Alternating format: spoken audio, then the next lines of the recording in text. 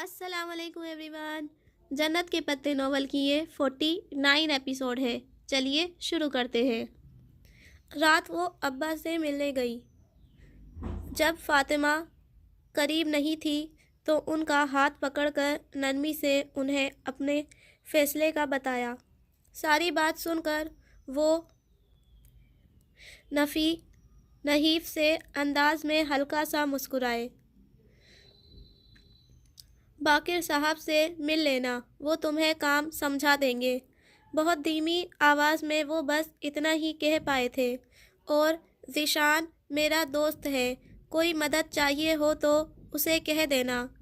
پھر انہوں نے آنکھیں موند لیں۔ بیماری واحد شے نہیں ہوتی جو انسان کو ڈھا سکتی ہے۔ دکھ زیادہ زوراور ہوتے ہیں۔ وہ بھی ٹوٹ چکے تھے۔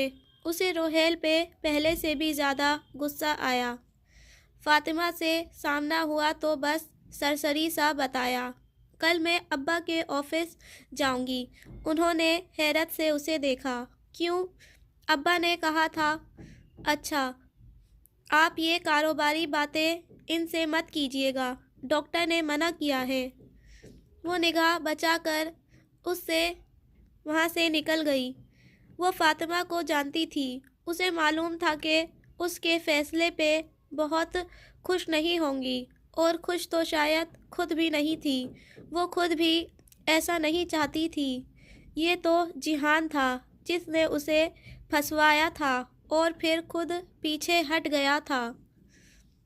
سلیمان صاحب کا آفس نہایت پرتعیش انداز میں آراستہ کیا گیا تھا۔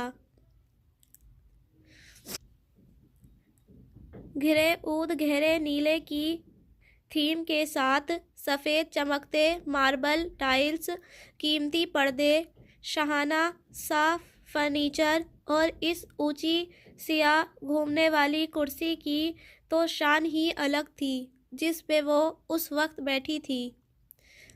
اپنے سلک کے سیاہ عبایا میں ملبوس، دونوں کوہنیاں کرسی کے ہتھ پہ جمائے انگلیوں سے دوسرے ہاتھ میں موجود پلیٹینم گھماتے ہوئے ٹیک لگا کر بیٹھی، وہ سنجیدگی سے سر ہلاتی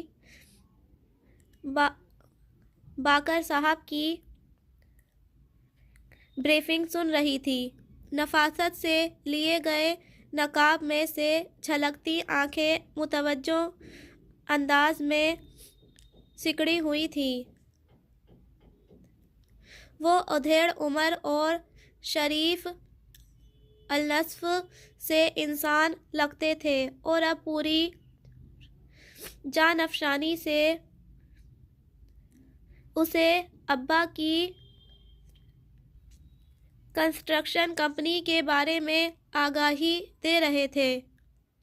board of directors, share holders, company کے زیر تعمیر پروجیکٹس، ٹینڈرز، اور وہ سن سب رہی تھی مگر بعض اصطلاحات بہت مشکل تھے، اسے سب سمجھ میں نہیں آ رہا تھا۔ رہ کر اسے کاروباری معاملات میں اپنی کم علمی کا افسوس ہو رہا تھا۔ وہ خود کو سمجھا رہی تھی کہ یہ آفس بھی کم علمی کا ہے، نہ کہ تایا کو یوں چیلنج کرنے کا، لیکن شاید آخرالز پہ آ کر اسے زیادہ افسوس تھا۔ کمپنی میں 40% شیئرز آپ کے والد کے ہیں میم، 20% فرقان صاحب کے، 20% زاہد صاحب کے، اور 10% سیٹھی صاحب کے ہیں، اور آخری 10%۔ پہلی دفعہ اس نے زبان کھولی اور ساتھ ہی آفس کا دروازہ کھلا۔ حیا نے چونک کر دیکھا اور پھر ناگواری کی ایک لہر نے اسے سر سے پاؤں تک گھیر لیا۔ اگر اسے تھوڑا سا بھی خیال آتا کہ آخری 10% شیئر ہولڈرز ولید لغاری ہو سکتا ہے تو وہ کبھی آفس نہ آتی۔ اوہ، آپ آفس آئی ہیں؟ وہ آپ پہ زور دیتا تنزیہ مسکراہٹ کے ساتھ بہت اعتماد سے چلتا اندر آیا۔ باقر صاحب کے چہرے پہ ناگواری ابھری مگر وہ خاموش رہے۔ تو سلیمان انکل کی سیٹ اپ سنبھال لیں گی؟ اس کے سامنے کرسی کھینچ کر وہ ٹانگ پہ ٹانگ رکھ کر بیٹھ گیا۔ کیا بزنس ایڈمنسٹریشن میں ڈگری آپ نے ترکی سے لی ہے؟ مگر ابا کو تو آپ نے بتایا تھا کہ آپ LLB کر رہی ہیں۔ تمسخرانہ انداز میں کہتا وہ واضح پہ اس رات کا حوالہ دے رہا تھا۔ یہ طے تھا کہ پہلی دفعہ نقاب میں دیکھ کر اگر وہ فوراً اسے پہچان گیا تھا تو وجہ یہی تھی کہ اس نے باہر اسٹاف سے اس کی آمد کے بارے میں سنا تھا، تب ہی وہ اتنے اعتماد سے بے دھڑک اس آفس میں داخل ہوا تھا جس سے وہ غالباً ہمیشہ ہوتا تھا۔ تو میڈم MD، کیا ارادے ہیں آپ کے؟ کیا اب اس آفس میں طالبانہ نظش رائج ہو جائے گی؟ وہ جو خاموشی سے لب بھیچے اس کی بات سن رہی تھی، اس نے دائیں آبرو سوالیہ اٹھائی۔ سیاہ نقاب سے جھلکتی آنکھوں کی سختی واضح تھی۔ میں نے آپ کو پہچانا نہیں۔ آپ کی تعریف؟ باقر صاحب، یہ صاحب کون ہے؟ میم، یہ لغاری صاحب کے۔ پہچان تو خیر آپ گئی ہیں، مجھے نہیں لگتا آپ کبھی بھول پائیں گی۔ ولید لغاری کہتے ہیں مجھے۔ اور ولید صاحب؟ میری آپ بات کا جواب دیں۔ متوازن لہجے میں بات کاٹتے ہوئے وہ آگے کو ہوئی اور ایک دوسرے میں پھنسے ہاتھ میز پہ رکھے۔ وہ جو استحاضیہ انداز میں بولے جا رہا تھا رک گیا۔ ولید صاحب، کیا میں نے آپ کو اپنے آفس میں بلایا تھا؟ ولید نے ہنس کر سر جھٹکا۔ میڈم حیا، بلکہ مس حیا۔ اب جب آپ کو ادھر کام… ولید صاحب، کیا میں نے آپ کو بلایا تھا؟ وہ پہلے سے بلند اور درست آواز میں بولی۔ ولید کی بھویں سکڑی۔ سلیمان انکل کے آفس میں آنے کے لیے مجھے اجازت۔ ولید صاحب، کیا میں نے آپ کو بلایا تھا؟ وہ بے حد اونچی آواز میں کہتی کرسی سے اٹھ کھڑی ہوئی۔ باقر صاحب بھی احتراماً ساتھ ہی اٹھے۔ تباداری کا ثبوت، وفاداری کا احساس۔ ولید کی پیشانی کے بل گہرے ہوئے۔ وہ تیزی سے اٹھا۔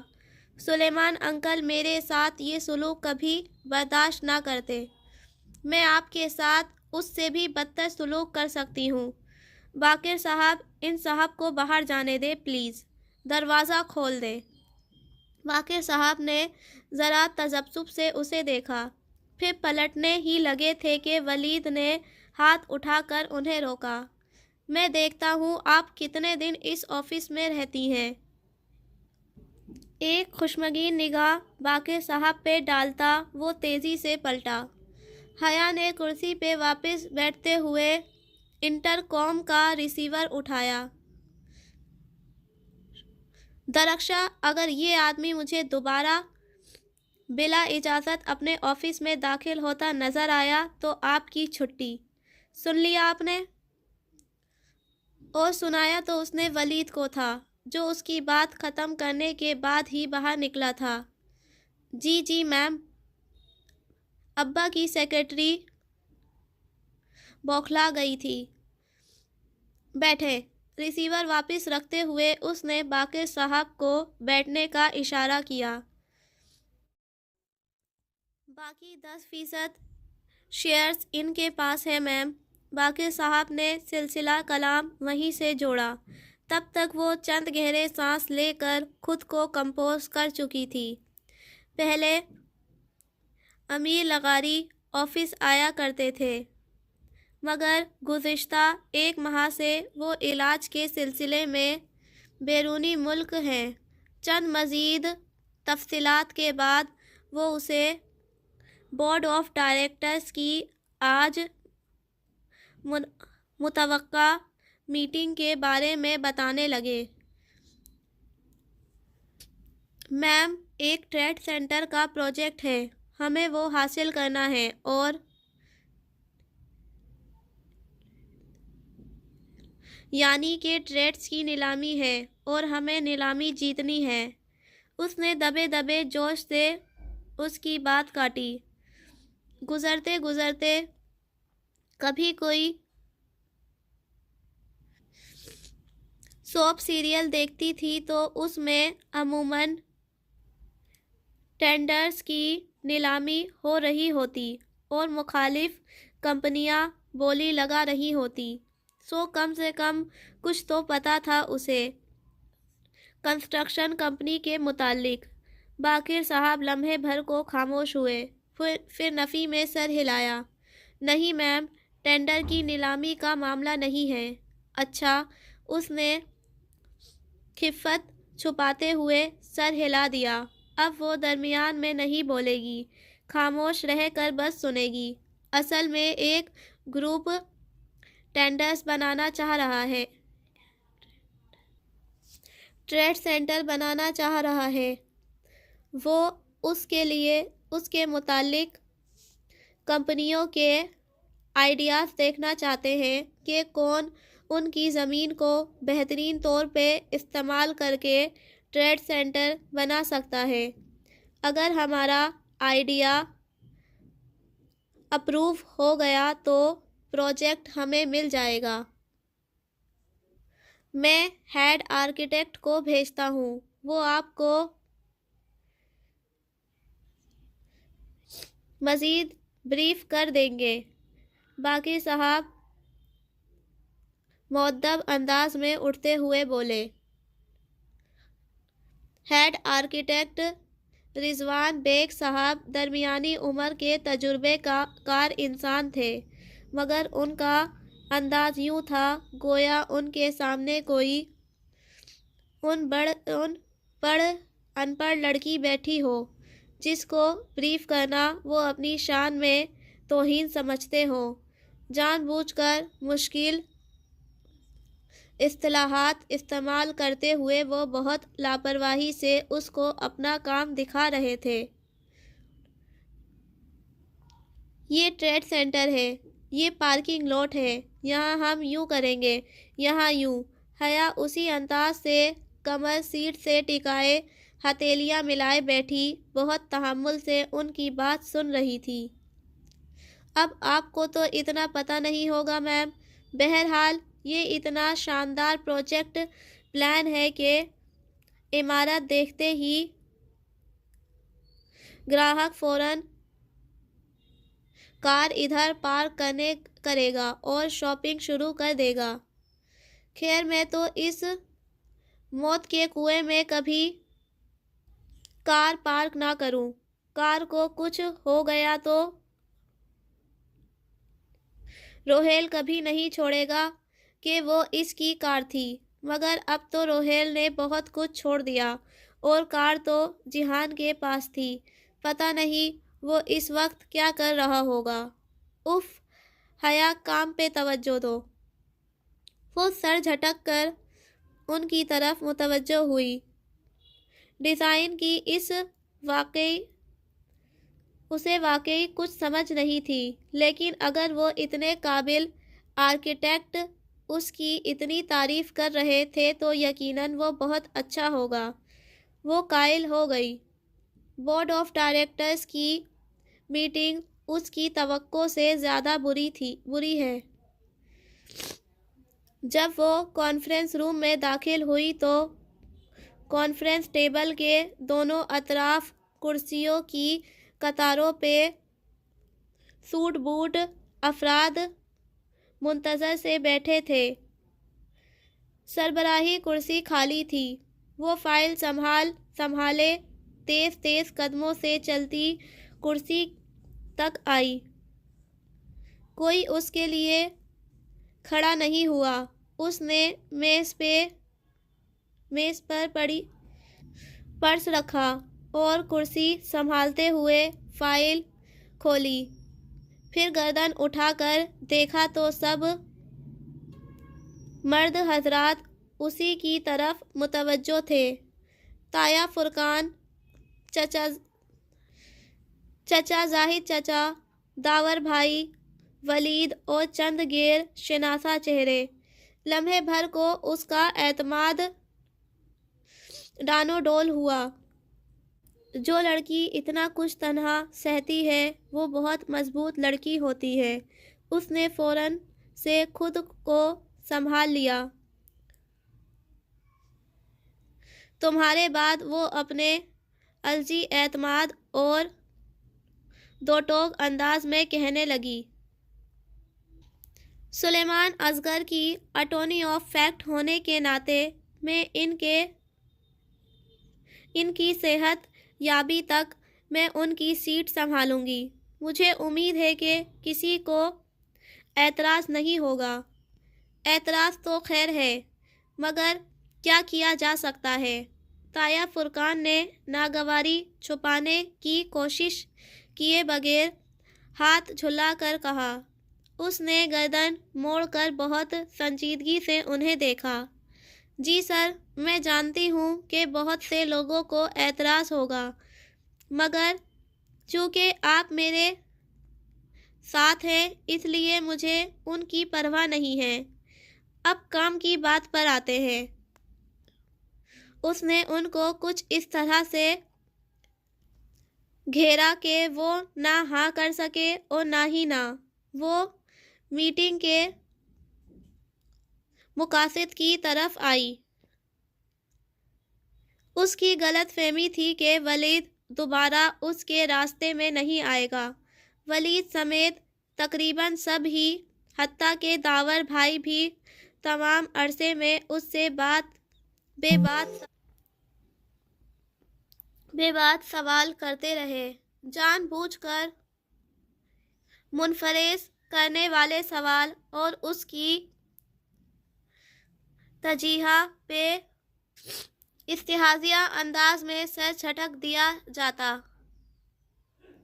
غصہ اسے آیا، مگر اسے عائشہ گل کی اچھی لڑکی کی طرح تحمل سے کام لینا تھا۔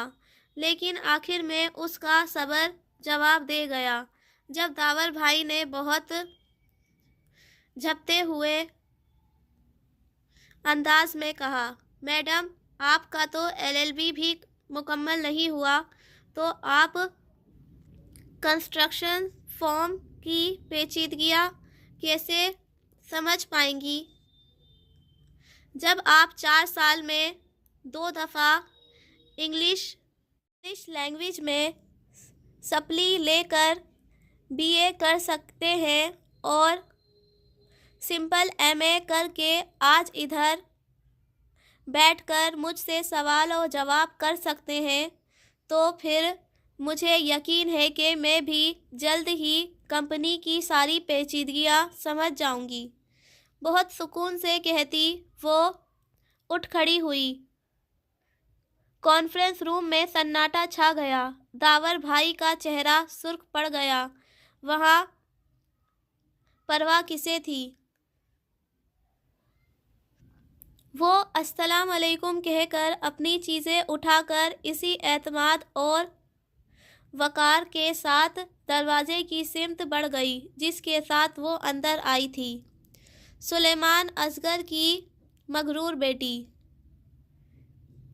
پیچھے سے اس نے کسی کو کہتے سنا تھا، مگر وہ باہر نکل گئی۔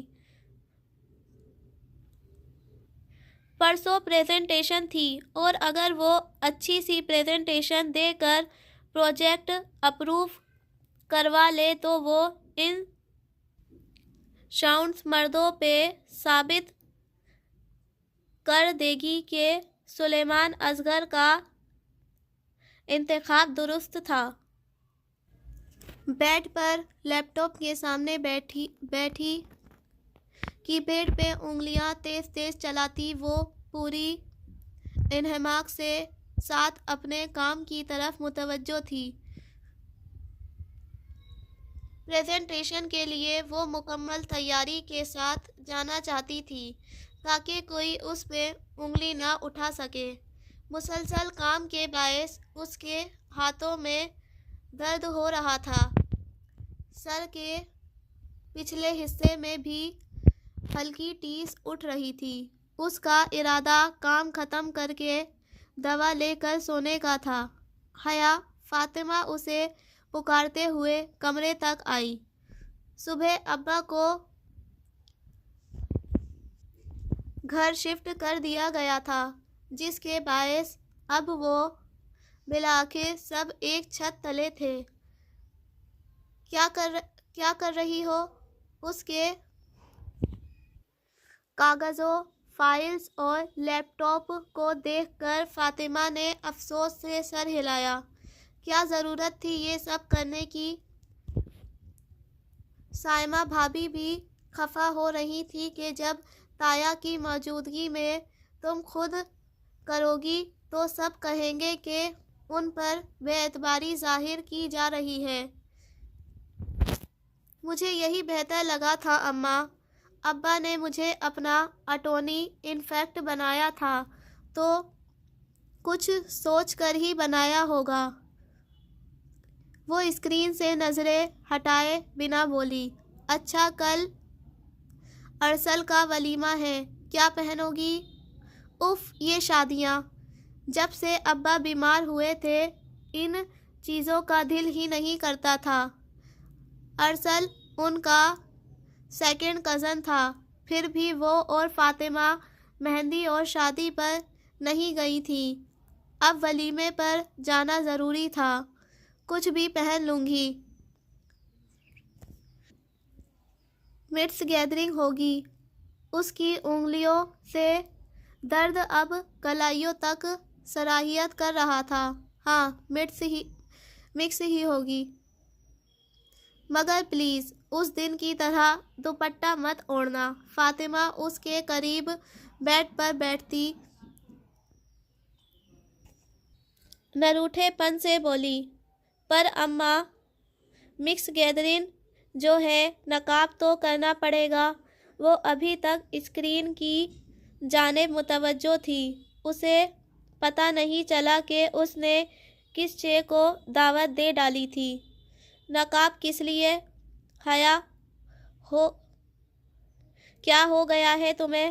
وہاں کس سے کرنا ہے نقاب؟ کزنز کی شادی ہے، وہاں سب اپنے ہی ہوں گے۔ وہ حیرت اور غصے سے بولی۔ حیا نے رک کر انہیں دیکھا۔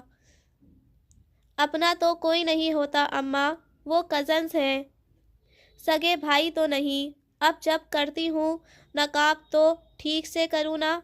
اسے سر کے پچھلے حصے سے درد اپنے بازو تک بڑھتا ہوا محسوس ہو رہا تھا، یوں جیسے اس کی اندیکھی انگلیاں ہوں اور اس کے سر کو آہستہ آہستہ اپنے شکنجے میں لے رہی ہوں۔ تم پاگل ہو گئی ہو؟ تم فنکشن میں برقع اوڑھو گی؟ برقع نہیں اوڑھ رہی، بڑے دوپٹے سے ہی کام چلا لوں گی۔ مکس گیدرنگ جو ہے، اس نے حتی الوسع لہجے کو نرم اور دھیما رکھنے کی کوشش کی، مگر مکس گیدرنگ میں بھی عورتوں اور مردوں کی ٹیبلز الگ الگ ہوتی ہیں۔ حیا،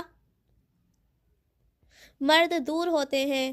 دور کہاں، سامنے ہی تو بیٹھے ہوتے ہیں سب۔ درمیان میں کوئی اسکرین تو حائل نہیں ہوتی۔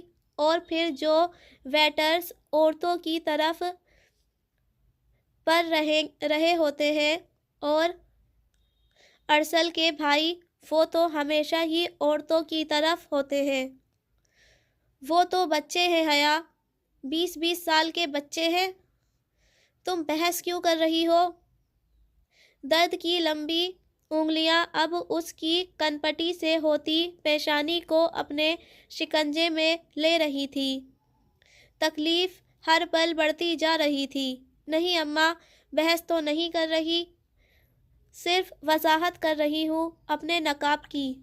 اچھا، پہلے تو تم نقاب نہیں لیتی تھی، پہلے تو تم بہت ماڈل تھی۔ وہ چپ ہو گئی۔ زمانہ جاہلیت کا طعنہ کیسے چابک کی طرح لگتا ہے، کاش یہ طعنہ دینے والوں کو معلوم ہو سکے۔ جی، میں پہلے نہیں لیتی تھی، مگر اب کرتی ہوں تو مجھے پراپر طریقے سے کرنا چاہیے۔ تم شادی پر نقاب لوگی، لوگ کیا کہیں گے؟ وہ جھنجھلائیں۔ نہیں لوں گی تو اللہ تعالیٰ کیا کہے گا؟ کچھ نہیں ہوتا حیا، ایسے بھی تو کتنے گناہ کر لیتے ہیں، غیبت، غلا، یہ سب گناہ نہیں ہوتا حیا؟ صرف نقاب نہ کرنا گناہ ہے؟ درد کی فولادی گردش اب اس کے سر کو جکڑنے کے بعد اب گردن تک پھیلتی جا رہی تھی۔ اسے کندھے پہ شدید دباؤ محسوس ہونے لگا۔ اماں، میں نے کب کہا کہ میں بہت نیک ہوں یا کوئی گناہ نہیں کرتی؟ لیکن اگر میں کوئی نیک کام کرنا چاہتی ہوں تو مجھے مت روکیں۔ اسے لگا وہ التجا کر رہی ہے، منت کر رہی ہے، وہ بنو قریظہ سے منت کر رہی ہے۔ اچھا، پہلے تو تمہیں کبھی احساس نہیں کیا گناہ ثواب کا؟ جب ابا اور تایا کہتے تھے تب تو تم نہیں مانتی تھی، پھر وہی پہلے کا طعنہ۔ تو اماں، اگر میں تایا ابا کے کہنے پر اللہ کی مانتی تو میں قابل قبول ہوتی، مجھے شاباشی بھی ملتی اور واہ واہ بھی، لیکن اگر میں اپنی مرضی سے اللہ کی مانوں تو میں قابل قبول نہیں ہوں۔ اس نے دکھ سے انہیں دیکھا۔ وہ ماس کو برچھی کی طرح زخمی کرتی اذیت کندھوں سے گزرتی سینے میں اتر رہی تھی۔ مجھے بیکار کے دلائل مت دو، اپنا LLB مجھ پر مت آزماؤ۔